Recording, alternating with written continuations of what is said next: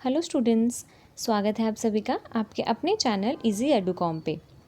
आज हम सब सॉल्व करेंगे मैथ्स वर्कशीट हमारा गणित का डे 21। तो लेट्स बिगिन। क्वेश्चन नंबर 1 क्या है हमारे पास।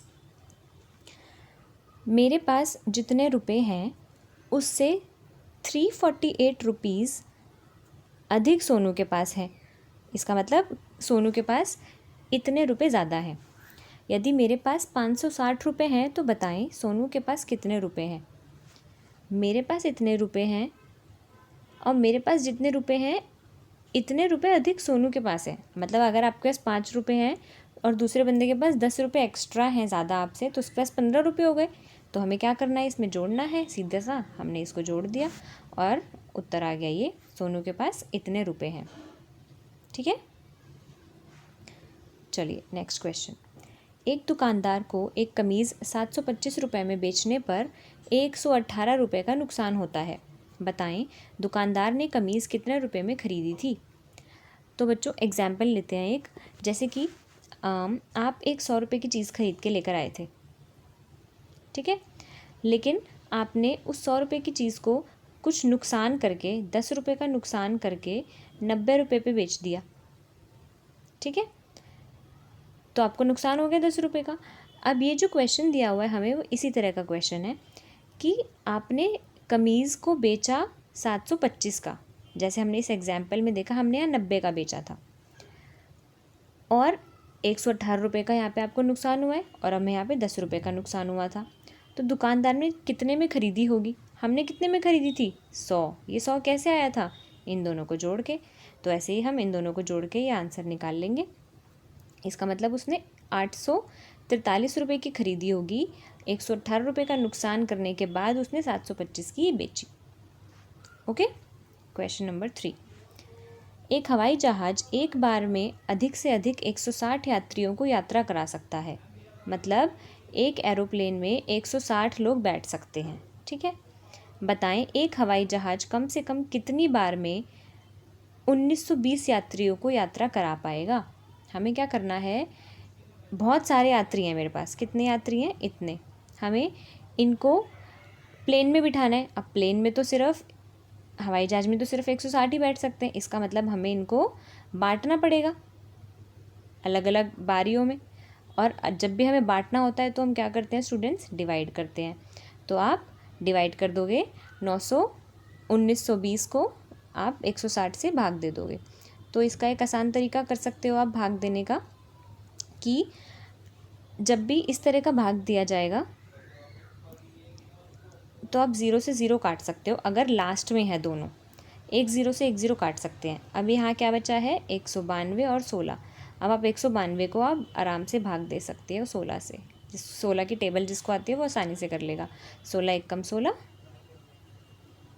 32 बचा, 16 दूनी 32। तो आंसर आ जाएगा आपका 12। चलिए क्वेश्चन नंबर 4 पे चलते हैं। हर एक दिन बराबर की संख्या में फूल खिलते हैं।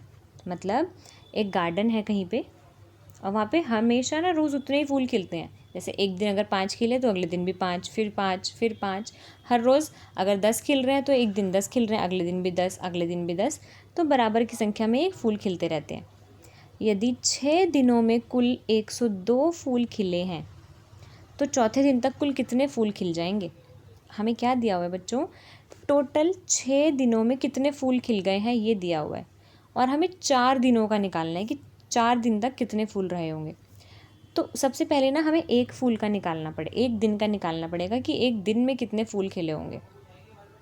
तो हम क्या करेंगे, एक का निकालना है। अब हमें 6 की वैल्यू दे रखी है कि इतने फूल हैं और हमें एक की निकालनी है। जब हम बड़े नंबर से छोटे नंबर पे जाते हैं, जो बड़े नंबर से छोटे नंबर का मान निकालने की कोशिश करते हैं तो हम हमेशा भाग देते हैं। तो इसीलिए हमने भाग दे दिया।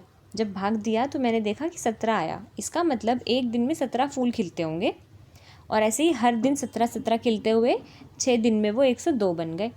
लेकिन हमें निकालने कितने हैं, कुल चौथे दिन तक। चौथे दिन के लिए, एक दिन के लिए जब 17 है तो चौथे दिन के लिए मैं 17 को 4 से गुणा कर दूंगी। आंसर आ जाएगा मेरा 68। 68 फूल चौथे दिन तक खिल चुके होंगे। ठीक है। Okay, question number 5। 2436 2436 किताबें छात्रों के बीच वितरित की जाती हैं, इसका मतलब बांटी जा रही हैं।